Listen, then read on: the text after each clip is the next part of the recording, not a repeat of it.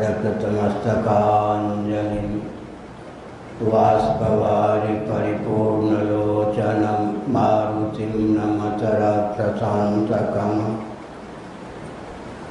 नामापिते च मधुरं मधुरं स्वरूपं कर्मापिते च मधुरं मधुरा स्मृतिश्च बुद्धिं प्रबोधय प्रभो मधुबोधशक्ति विद्यां प्रयच्छ परमां परिभावयामि कोमलं कूजयन् वेणुं श्यामलोऽयं कुमारकः वेदवेद्यं परं ब्रह्म भासतां हृदये मम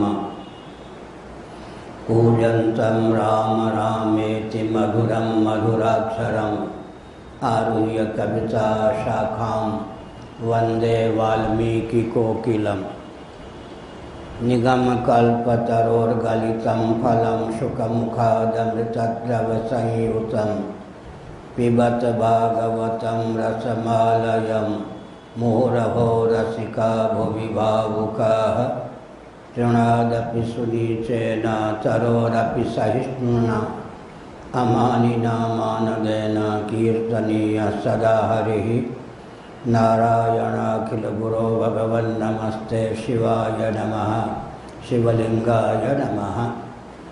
श्रीराम जय जय राम।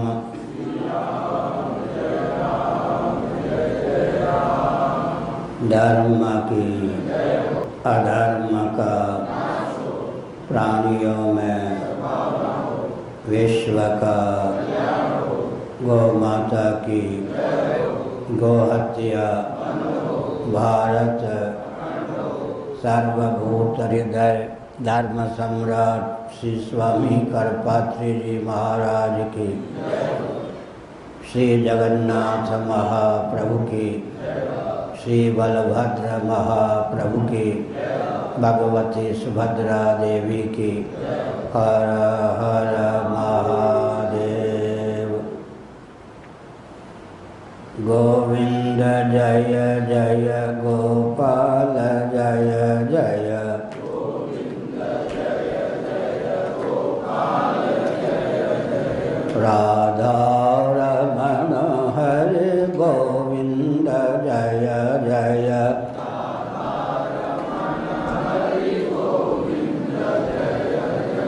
श्री कृष्ण गोविंद हरे मुरारे।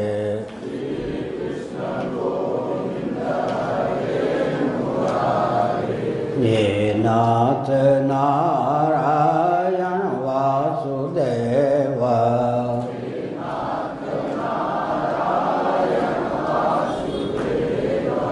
गोविंद जय जय गोपाल जय जय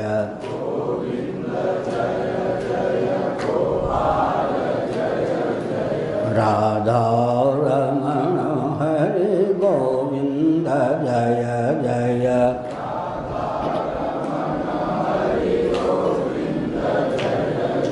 श्री वृंदावन बिहारी लाल की जय।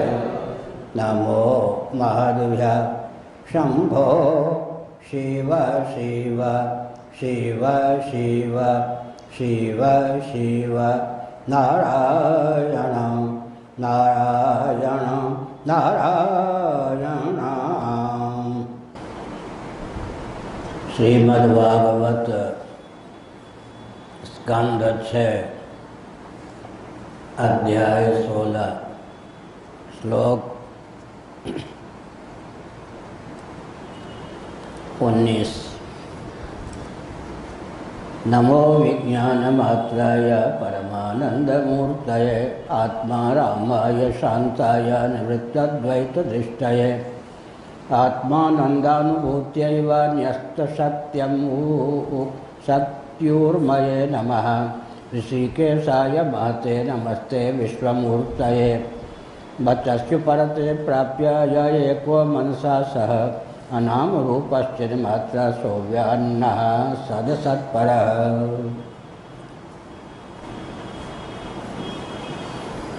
देवर्षि नारद ने शूरसेन चित्रगुप्त के पुत्र विषयक शोक का निवारण उस जीव के द्वारा करवाया जिस जीव का शव राजा के सम्मुख पड़ा हुआ था। शोक मुक्त और अवधि की सीमा में अशुद्धि से भी विमुक्त राजा को पूर्व कथनानुसार देवर्षि नारद ने संकर्षण विद्या का उपदेश दिया। बलराम जी का नाम संकर्षण है, वे शेषनाग के अवतार हैं।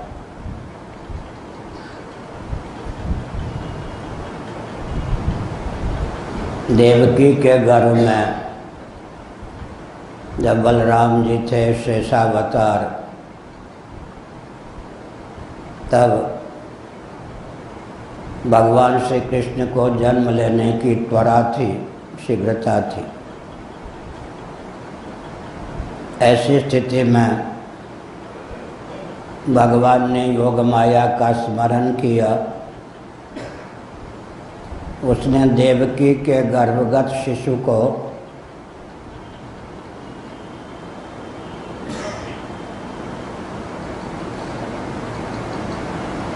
देवकी के गर्भ से निकालकर और जो बलराम जी की माता हुई रोहिणी, उनके गर्भ में डाल दिया। एक ही जीव बिना देह त्याग किए पहले किसी माता के गर्भ में हो और जन्म ले ले किसी और माता के गर्भ से, आश्चर्यजनक है। लेकिन योग माया की चमत्कृति के कारण बलराम जी का नाम संकर्षण हुआ। योग माया ने क्या किया, जैसे एक बालक यहाँ सोया हुआ हो, उसकी माता उसको उठाकर दूसरी जगह सुला दे, ऐसे ही देवकी के गर्भगत बालक को बिना देवकी को किसी प्रकार कष्ट पहुँचाए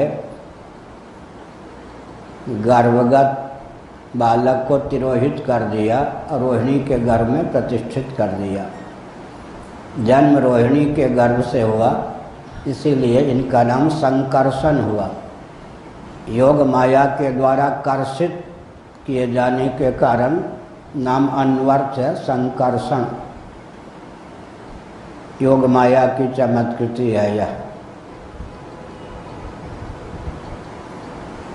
वासुदेव, प्रद्युम्न, अनिरुद्ध और संकर्षण ये कृष्णावतार के चतुर्व्यूह हैं। रामावतार में राम, लक्ष्मण, भरत, शत्रुघ्न चतुर्व्यूह सिद्ध होते हैं। हमारे आपके जीवन में भी भगवान चतुर्व्यूह धारण करके सन्निहित हैं। कल बताया गया अंतःकरण के 4 प्रभेद होते हैं, मन, बुद्धि, चित्त और अहंकार। चित्त के जो नियामक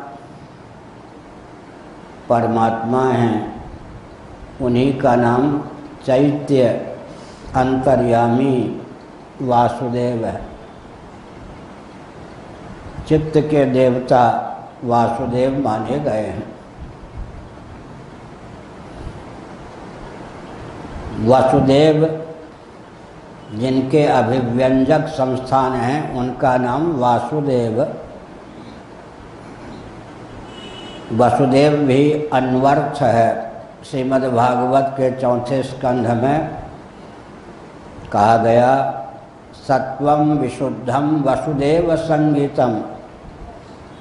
विशुद्ध सत्व का नाम वासुदेव नहीं वसुदेव है। वह विशुद्ध सत्व जिसका अभिव्यंजक संस्थान है, उस अभिव्यंग्य का नाम और अभिव्यक्त का नाम वासुदेव होता है। मन बुद्धि चित्त अहंकार में श्रीमद् भागवत प्रस्थान के अनुसार चित्त सबसे अंतरंग है। भगवान शंकराचार्य का सदाचारानुसंधानम नामक ग्रंथ है, उसमें उन्होंने लिखा है, चित्तम चिदिति जानीयात् तकार रहितम यदा तकारो विषयाध्यासः जपारागो यथा मणौ। चित्त को चित्त करने में सुगमता है। चौईकारची तौत संयुक्त चित्त, चित्त से चित्त ऋण तो चित्त रह जाएगा। चित्त माने ज्ञान स्वरूप प्रत्येक आत्मा। तो परमात्मा जो हैं, जब चित्त के नियामक अधिदैव बन जाते हैं, तब उन्हीं का नाम हमारे आपके जीवन में वासुदेव होता है। बुद्धि के देवता ब्रह्मा है, तो बुद्धि के देवता ब्रह्मा, उन्हीं का एक शुभ्र रूप प्रद्युम्न होता है। बुद्धि के नियामक परमात्मा का नाम प्रद्युम्न हो जाता है। मन हमारे आपके जीवन में है, उसके देवता की चंद्रमा के रूप में प्रसिद्धि है, जिसको सोम कहते हैं। लेकिन उस सोम के भी नियामक देवता का नाम हो जाता है अनिरुद्ध। हमारे आपके जीवन में अंतःकरण का एक प्रभेद अहंकार है, जिसके देवता रुद्र हैं, शिव हैं। उन्हीं का एक रूप होता है संकर्षण। शिव के स्थान पर संकर्षण, चंद्रमा के स्थान पर अनिरुद्ध, बुद्धि के स्थान पर प्रद्युम्न, चित्त के स्थान पर वासुदेव को समझना चाहिए। अंतःकरण के नियामक ये जो चार देव हैं, इनको लेकर चतुर्व्यूह की प्राप्ति होती है। सुषुप्ति में मन बुद्धि चित्त अहंकार एकीभूत होकर बीजावस्थापन्न हो जाते हैं। उस समय चतुर्व्यूह की स्थिति किस रूप में होती है? अंतर्यामी सर्वेश्वर के रूप में। यह हुआ। अब इन चारों में अवतार की दृष्टि से संबंध भी है।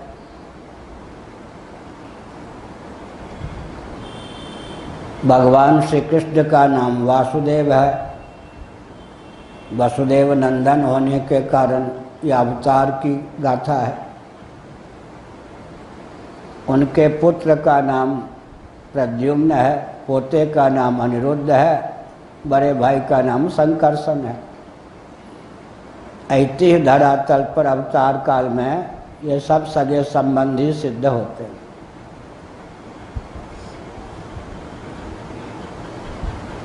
लेकिन अंतःकरण चतुष्टय की दृष्टि से वासुदेव चित्त के बुद्धि के प्रद्युम्न, अनिरुद्ध मन के और संकर्षण अहंकार के नियामक सिद्ध होते हैं। श्री रामावतार में क्या बोलते हैं? राम लक्ष्मण भरत शत्रुघ्न, ये सब भाई हैं। विमाता के गर्भ से भरत शत्रुघ्न लक्ष्मण का प्रादुर्भाव मान्य है। सुमित्रा नंदन लक्ष्मण और शत्रुघ्न कैकेयी जी के पुत्र भरत जी मान्य हैं, कौशल्या जी के पुत्र राम जी मान्य।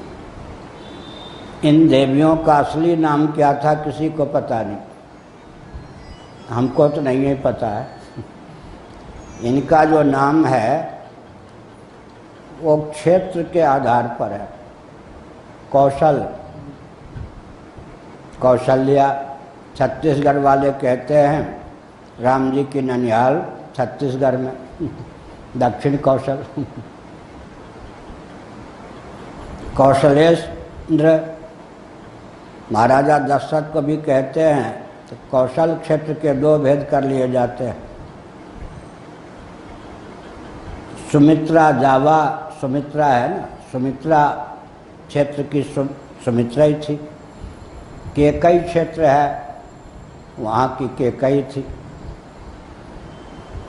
महाभारत के अनुसार गांधार क्षेत्र की गांधारी थी। मिथिला की पहले परंपरा यह थी कि कोई भी कन्या विवाहिता होकर ससुराल में आती थी, शायद ही कोई उसके घर का नाम पहले जानता हो, उसका नामकरण ससुराल में होता था।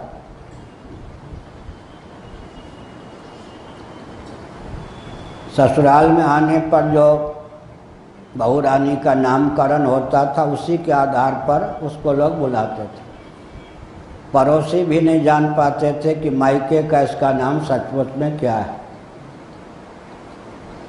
जैसे मेरी बड़ी भाभी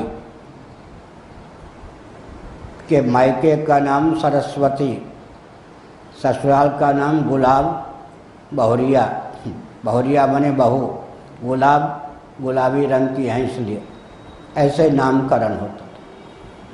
पड़ोसी भी नहीं जान पाते थे कि अमुक लड़की के मायके का नाम क्या है। आजकल की बात दूसरी, हमको भाभी बुलाती थी तो लाल बाबू कहकर, घर का नाम नीलांबर था, असभ्यता मानी जाती थी। बच्चे को भी उसका नाम लेके बुलाना, एक उपनाम भाभीियों ने हमारा किया था, वो लाल बाबू। तो बहुत शिष्टाचार पहले होता था, अब वो सब का विलोप हो गया। अब तो बिल्कुल हस्बैंड वाइफ ये सब चल पड़ा। मायके के नाम के आधार के अनुसार ही लोगों की प्रसिद्धि हो गई। लेकिन यहाँ पर किसी के मायके का नाम क्या था पता ही नहीं। कौशल्या, सुमित्रा, कैकेयी सब देश प्रधान आजकल भी है। ये जयपुरिया है, नाम के आगे जयपुरिया, नाम छोड़ दें तो जयपुरिया माने जयपुर क्षेत्र के उड़िया नाम कुछ भी हो, उड़िया बाबा। अब पूर्णानंद तीर्थ उनका नाम था, गिने चुने व्यक्ति जानते हैं, वृंदावन की बात है। उड़िया बाबा, कहीं बंगाली बाबा, बंगाली बाबू, दोनों चलता है। पहले क्षेत्र के आधार पर नाम की प्रसिद्धि थी। अब ऐतिहासिक धरातल पर बात कुछ और होती है, आध्यात्मिक धरातल पर बात कुछ और भी हो जाती है। उदाहरण के लिए लक्ष्मण जी को बड़ा मानेंगे या शत्रुघ्न जी को? लक्ष्मण जी को ना। लेकिन जब राम रहस्योपनिषद, राम तापनीयोपनिषद आदि का अध्ययन करेंगे, लक्ष्मण जी सिद्ध होंगे वैश्वानर, शत्रुघ्न जी सिद्ध होंगे हिरण्यगर्भ, बड़े भाई सिद्ध होंगे। क्यों? अन्वितार्थ प्रकाशिका गीता ये भागवत पर टीका है, उसके 7वें स्कंद को पढ़िए। जुड़वा जो बालक जन्म लेते हैं, जैसे पप्पू जी के 2 बालक जुड़वा हैं, माँ के गर्भ में पिता के गर्भ से प्रथम प्रवेश जिसका होता है, उसका जन्म बाद में होता है। माँ के गर्भ में पिता के गर्भ से प्रथम जिसका प्रवेश होता है तेजो रूप में, उसका जन्म बाद में होता है। बाद में जिसका प्रवेश होता है उसका जन्म पहले होता है। 5 मिनट पहले, 10 मिनट, 2 मिनट, 3 मिनट, वो बात अलग है। तो यहाँ जो बड़ा भाई जुड़वा में कहा जाता है वो गर्भ की दृष्टि से देखे तो छोटा भाई होता है। यहाँ जो छोटा भाई कहा जाता है वो गर्भ की दृष्टि से देखे तो बड़ा भाई होता है। तो दार्शनिक धरातल पर शत्रुघ्न जी को बड़ा माना गया, उनको हिरण्यगर्भ माना गया, और लक्ष्मण जी को वैश्वानर माना गया। अब इतिहास में और अध्यात्म दर्शन में तालमेल न बैठाना पड़े तो लोग कहेंगे यहाँ गलत हो गया, उपनिषद में गलत से गलती है, ये छप गया है। होना चाहिए था कि शत्रुघ्न जी को वैश्वानर, लक्ष्मण जी को हिरण्यगर्भ, शत्रुघ्न जी को विश्व और लक्ष्मण जी को तेजस नाम देना चाहिए था। लेकिन वो मनोविज्ञान है, गर्भ में जिसका प्रवेश पहले होता है उसका जन्म बाद में होता है, और जिसका जन्म गर्भ में बाद में प्रवेश होता है गर्भ में, उसका जन्म पहले हो जाता है। यह तो ऐतिह्य धरातल, ये पूरी सृष्टि की कहानी अध्यात्म और अधिदैव में एकत्व को लेकर समझ में आ सकती है। भगवत पाद शंकराचार्य महाभाग ने 4 आम्नाय पीठों की उद्भावना की। तो क्या है, योग शिखोपनिषद पढ़िए, उसमें हमारे आपके शरीर में जो 6 चक्र हैं उसमें 4 आम्नाय पीठ हैं। अब ये सब चीज़ लोगों को मालूम नहीं। शंकराचार्य जी ने 4 आध्यात्मिक राजधानियां बनाई, 4 पीठ बनाए। कोई कह सकते उनके मस्तिष्क की स्वतंत्र उपज। मैंने अभिनय करके क्यों बताया, एक हमारे विवेक मिश्र हैं, वृंदावन के आश्रम की व्यवस्था पूरी संभालते हैं। उनका बेटा 5 साल का था, वैदुष मैं कुर्सी पर बैठा था, लोगों को भोजन पवा रहा था। उसने कहा चम्मच लाओ, चम्मच तब पाऊंगा। हम लोग बचपन से आज तक चम्मच को छुए नहीं भोजन करने में, हम लोगों को आदत ही नहीं है। और मुकर गया बच्चे का हाथ तो बहुत विचित्र। तो हमने कहा इस बच्चे को ये गंदी आदत किसने डाल दी अभी से चम्मच से खाने का। उस बच्चे ने कहा मेरे माइंड की स्वतंत्र उपज है। अब सब हम सब हंस पाए। हाँ, आप इस उत्तर के आगे क्या, बच्चा तो है, चम्मच दे दिए गए, ये मेरे माइंड की स्वतंत्र उपज है। हमने कहा वाह, बढ़िया शब्द विन्यास किया, शब्द विन्यास। तो हमने क्या संकेत किया, हमने यह संकेत किया कि शंकराचार्य जी ने जो 4 मठों की उद्भावना की, हमारे आपके जीवन में वो चारों आम्नाय पीठ विद्यमान है।